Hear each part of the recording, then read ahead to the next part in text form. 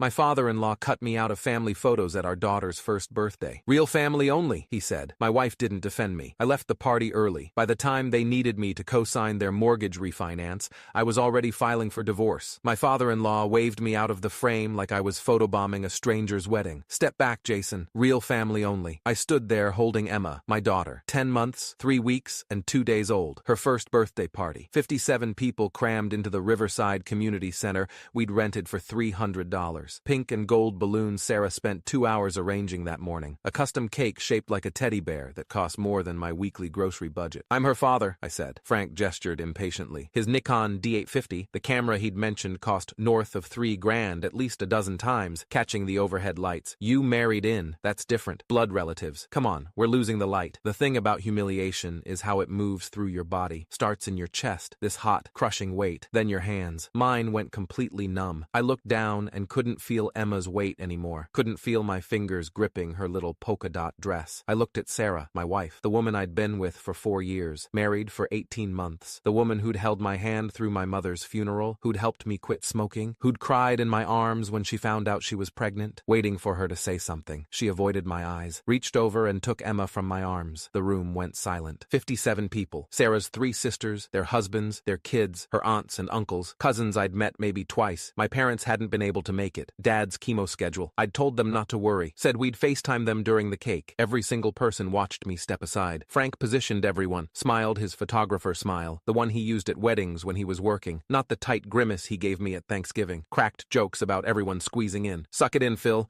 This isn't a wide-angle lens. Took 12 photos. I counted. 12 different configurations of Sarah's family. I stood alone against the wall, next to a folding table covered in unopened presents. Gifts I'd helped pay for, wrapped in the nursery, while Sarah fed Emma, an outsider at my own daughter's first birthday. When the photos finished, Frank walked past me carrying his camera bag. Nothing personal, Jason. Just want the bloodline documented properly. Bloodline, like we were breeding thoroughbreds. I found my keys in my jacket pocket. Took me 3 tries because my hands were shaking. Sarah caught me at the door, Emma balanced on her hip. Where are you going? Home. Jason, don't be dramatic. It's just a photo. Your father called me an outsider, and you handed him our daughter. He's old-fashioned. And you're my wife. My voice came out flat, dead. You should have defended me. She crossed her arms, shifting Emma to her other side. You're making this bigger than it is. He didn't mean it like that. I stared at her, really looked at her, at the woman who'd promised to forsake all others, who'd stood in front of 140 people and vowed to honor me. No, I'm finally seeing it clearly. I left. I sat in my driveway for 23 minutes, hands shaking so badly I couldn't get the key in the ignition. Our house, the 3-bedroom ranch we'd bought 14 months ago, the one Sarah's parents had helped with the down payment, the one where her mother had opinions about every paint color, looked different, smaller, like a trap. My phone buzzed. Sarah, you're embarrassing me. Not, you're right, I should have said something. Not, I'm sorry, you're embarrassing me. I opened my contacts, scrolled to Mitchell Rosenthal, the lawyer who'd handled our house closing. Good guy, patient, had explained every document twice because I'd been paranoid about signing something wrong. It was 3:47 p.m. on a Saturday. I called anyway. He answered on the 3rd ring. Jason, everything okay? I need a divorce lawyer. Silence. Then, can you come to my office Monday morning, 8:30? Yes. Don't sign anything. Don't agree to anything. Don't move out of the house. Bring your financial documents, pay stubs, bank statements, credit card bills for the last 6 months. I hung up, went inside, started pulling files from our home office. Monday morning, Mitchell's office smelled like coffee and old books. He sat across from me in a burgundy leather chair, legal pad in front of him, reading glasses perched on his nose. Walk me through it, I told him. Every detail. The birthday party, the photos, Frank's exact words, Sarah's silence, the text message. Mitchell took notes, didn't interrupt. When I finished, he set down his pen. How long has this been going on? 3 years, since we started dating. Give me examples. The examples came easily, too easily. I'd been storing them apparently, cataloging every slight. Thanksgiving 2 years ago. Frank carved the turkey, made a big show of giving the first slices to the real Hendersons. I'd gotten my plate last, after Sarah's 14-year-old nephew. Christmas. Frank organized a family trip to their cabin in the Poconos. Everyone invited except me. Sarah went. Left me home alone for 4 days. Easter. Family photos again. Just the bloodline. Sarah had shrugged. Said it was easier not to fight him. Last summer, they'd had a cousin's wedding. I wasn't included in the family table. Sarah sat with her parents and siblings. I ate with the DJ and the wedding planner. Mitchell wrote it all down. Flip pages. Finally looked up. Jason, I have to ask. Has Sarah physically harmed you? Has she prevented you from seeing Emma? No. Does she contribute financially to the household? We split everything 50-50. She makes slightly more than me, actually. Does she want the divorce? I haven't told her I'm filing. Mitchell nodded slowly. Pennsylvania is a no-fault divorce state. You don't need to prove abuse or a adultery, but custody, that's different. I need you to understand something. Courts favor shared custody. Mothers often have an advantage, especially with children under 2. My stomach dropped. She's taking Emma away? Not necessarily, but you need to be prepared for a fight, and you need to document everything. Every interaction with Sarah and her family, every text message, every phone call. Get a composition notebook. Write down dates, times, what was said. Do it tonight. Okay, I'll file the petition this week. Sarah will be served at her workplace. It's standard procedure. She's going to be angry. I know. Jason. Mitchell leaned forward. Are you sure about this? Once I file, there's no taking it back quietly. This becomes public record. I thought about standing against that wall. About 57 people watching me be erased from my daughter's birthday. File it. Thursday afternoon, 2:17 p.m. I was at work. I'm a civil engineer for the county,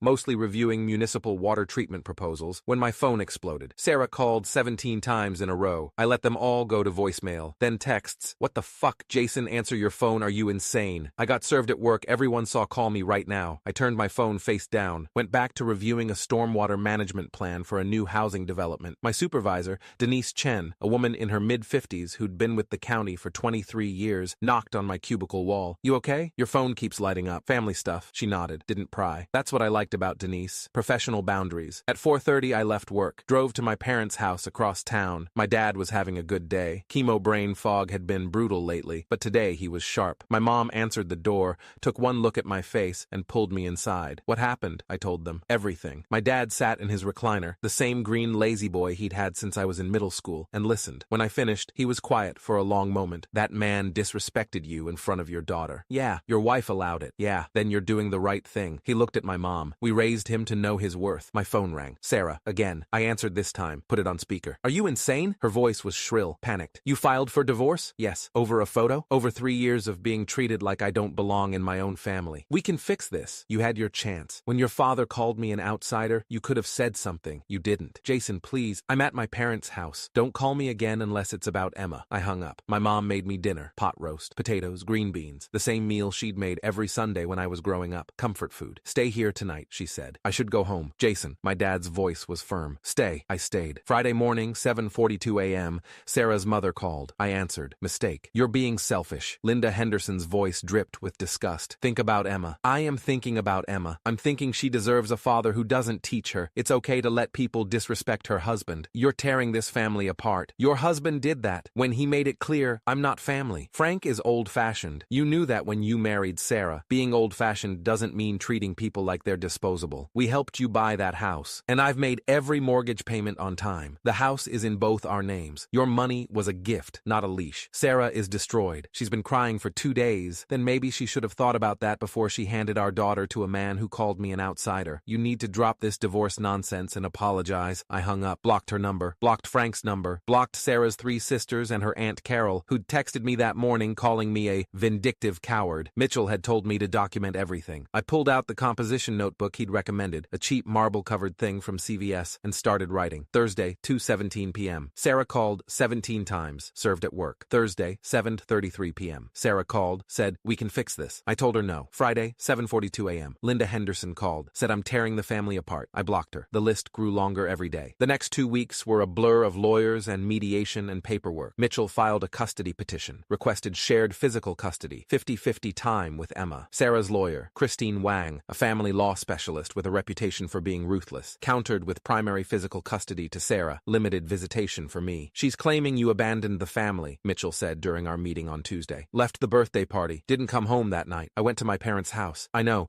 but she's framing it as abandonment. We need to counter that. When's the last time you saw Emma? Saturday morning. I picked her up for my parenting time. 2 hours, supervised by Sarah. How'd it go? Emma was fine. Sarah cried the entire time, kept asking if I'd changed my mind. What did you say? No. Mitchell made a note. Good. Stay consistent. Don't engage emotionally. Everything is about Emma now. You're not divorcing Sarah because you're angry. You're doing it because you want to raise your daughter in an environment where both parents respect each other. That's true. I know. But we need to make sure the court knows it too. Sarah called me every single day, sometimes multiple times, crying, begging, threatening. You're going to regret this. My family will make sure you never see Emma. I'll tell the court you're unstable. Please, Jason. Please. I love you. I stopped answering. Let everything go to voicemail. Saved every message. Mitchell said they'd be useful if things got ugly. Things got ugly. Week 3. Sarah's lawyer submitted a motion claiming I'd been emotionally abusive and controlling, that I'd isolated Sarah from her family, that I'd pressured her into marriage. I stared at the documents in Mitchell's office, hands shaking. Is this real? It's a common tactic. They're trying to paint you as the bad guy. We'll respond with evidence to the contrary. Do you have text messages from Sarah? Emails? Anything showing your relationship was healthy? I pulled out my phone, scrolled through 2 years of messages. Sarah, December 2022. I'm so lucky I found you. You're my best friend. Sarah, March 2023. My dad is being difficult again. Thank you for being patient with him. Sarah, July 2023. Emma is perfect. You're going to be an amazing dad. Hundreds of messages. Loving, normal, nothing abusive. Mitchell smiled. Send these to me. All of them. 4 weeks in, Frank called. I almost didn't answer. The number wasn't blocked. I'd forgotten to add it after blocking Linda's. Jason, we need to talk. About what? Our mortgage. His voice was tight, strained, desperate in a way I'd never heard before. The bank's requiring us to refinance. Interest rates went up 3 points since we bought the house in 2019. Our monthly payment is going from $2,400 to $3,800. I sat up straight. I was at my apartment. I'd moved out of the house 2 weeks prior, gotten a 1-bedroom in a complex near my office, temporary, until the divorce settled. And your credit score is excellent. 780 last I checked. We need you to co-sign. The world narrowed. Everything else fell away. Why would I do that? Because we're family. I laughed. Actually laughed. A sharp, bitter sound that surprised me. Family? Real family only, right? That's what you said. Silence on the line. I could hear Frank breathing, heavy, ragged. Frank, you made it very clear I'm not real family, so find someone who is. Jason, be reasonable. I am being reasonable. You wanted blood relatives only. Go ask one of them. None of them qualify. Phil's credit is shot from the business bankruptcy. Linda's sister has a 620 score. Sarah's brother has 3 kids in college and can't take on more debt. Not my problem. If we don't refinance, we lose the house. My heart pounded. 3 years of humiliation. Every holiday, every gathering, always the outsider. Every family photo where I was cropped out, edited out, erased. Every time Sarah had said, he doesn't mean it. Every time I'd swallowed my anger and smiled. Should have thought about that before you cut me out of my daughter's birthday photos. That was just— Frank's voice cracked. That was just me being stupid. I'll apologize. We all will. Formal apology, whatever you want. Too late. Please. Sarah needs us to keep this house. She grew up here. This is Emma's heritage. Sarah made her choice. She stood by while you humiliated me, while you told me I wasn't family. She didn't say a word. Jason, you wanted real family only, Frank. Well, congratulations. Now you get to find out what that actually means. I hung up. My hands were shaking again. Not from fear this time. From something else. Something that felt like power. Sarah called me 14 seconds later. My dad just told me, you have to co-sign. No, I don't. They'll lose their house. And I lost my family. Seems fair. This is cruel. My voice went cold. Colder than I'd ever heard it. You know what's cruel. Watching your father-in-law erase you from your daughter's birthday while your wife stands there silent. I didn't know what to say. You could have said, Dad, that's my husband. He stays in the photo. 4 years together, and you couldn't manage that. She started crying. Full sobs. If you ever loved me, I did love you. Past tense. The woman I loved would have defended me. Jason, they're my parents, and I was your husband. Was. I hung up, turned off my phone, sat in the silence of my empty apartment. 3 days later, Mitchell called. The bank rejected Frank and Linda's refinance application. Sarah's lawyer reached out. They're offering you a deal. What kind of deal? Drop the divorce. Co-sign the mortgage. They'll cover your legal fees. Linda wrote a formal apology letter. He paused. Jason, I need to advise you. I'm not taking it. You haven't heard the terms. I don't care about the terms. They had 3 years to treat me like family. They had 3 years to make Sarah see I was worth defending. I'm not bailing them out now. Mitchell was quiet for a moment. Okay, I'll tell Christine. Frank called one last time. Saturday morning, 9:15 a.m. I'd just finished a run, trying to burn off the stress that kept me awake until 2 a.m. most nights. You're really going to let us lose everything? I thought about Emma's first birthday, standing against that wall. 57 people watching me get erased, watching my wife choose her father over me. No, Frank, you already lost everything. You just didn't realize it until you needed me. Please, tell me again how I'm not real family. The line went quiet. I could hear him breathing, shaky, defeated. That's what I thought. Next time you need an outsider to save your house, remember this moment. I ended the call. They lost the house 6 weeks later. Mitchell told me during our final custody hearing. Sarah had showed up with red eyes, no makeup, wearing a wrinkled blouse. Her lawyer looked exhausted. The judge awarded us 50-50 custody. 1 week with me, 1 week with Sarah. Every other holiday. Fair split of expenses. Mr. Brewer, the judge said, looking at me over her reading glasses, I see no evidence of abuse or neglect. I see 2 parents who need to learn to co-parent effectively. I'm ordering family counseling, both of you. For Emma's sake. Sarah wouldn't look at me. Outside the courthouse, she finally spoke. They moved into my Aunt Carol's basement. All their furniture is in storage. I said nothing. My dad had a heart attack last week. Stress-induced. He's okay, but her voice broke. Was it worth it? Destroying them? I looked at her. Really looked at her. At the woman I'd loved. The woman who'd let her father humiliate me. The woman who'd valued her family's approval more than her husband's dignity. I didn't destroy them, Sarah. I just stopped saving them. There's a difference. I walked to my car. Drove to my parents' house. My dad was sleeping. The chemo made him tired. But my mom was in the kitchen, making soup. How'd it go? 50-50 custody. She hugged me, held on tight. Your father's proud of you. I'm proud of you. Frank had a heart attack. She pulled back, looked at me. And nothing. I just thought you should know. She nodded slowly. Jason, I'm going to tell you something your grandmother told me when I left your father's brother's wedding early after his wife made a comment about my dress. She said, you teach people how to treat you. Every time you accept disrespect, you give them permission to do it again. You stopped giving permission. They lost their house. They lost their house because they couldn't afford it without help. That's not your responsibility. Your responsibility is to your daughter, to show her what it means to have boundaries, to have self-respect. 6 months later, I'm sitting in my new apartment, a 2-bedroom now, so Emma has her own room during my weeks. Watching her play with blocks on the living room floor. She's 15 months old, starting to say words. Dada, mama, no, that's her favorite. My phone buzzes. A text from Sarah. My parents are moving to Arizona. Linda's brother offered them a room. I don't respond. Another text. Dad wants to apologize. Formally, face to face. I type, not interested. My dad died 3 weeks ago. Pancreatic cancer. Stage 4. 12 months from diagnosis to the end. He met Emma 6 times during my custody weeks. Held her. Sang to her. Told her stories about when I was little. You did good, Jason, he said during our last conversation. Morphine made him dreamy, distant. You showed her dignity matters. He never met Frank. Never spoke to Sarah's family again. At the funeral, Sarah showed up. Stood in the back. Left before the reception. She'd sent flowers. A card. I'm sorry for your loss. Not, I'm sorry for everything. Not, I was wrong. Just, I'm sorry for your loss.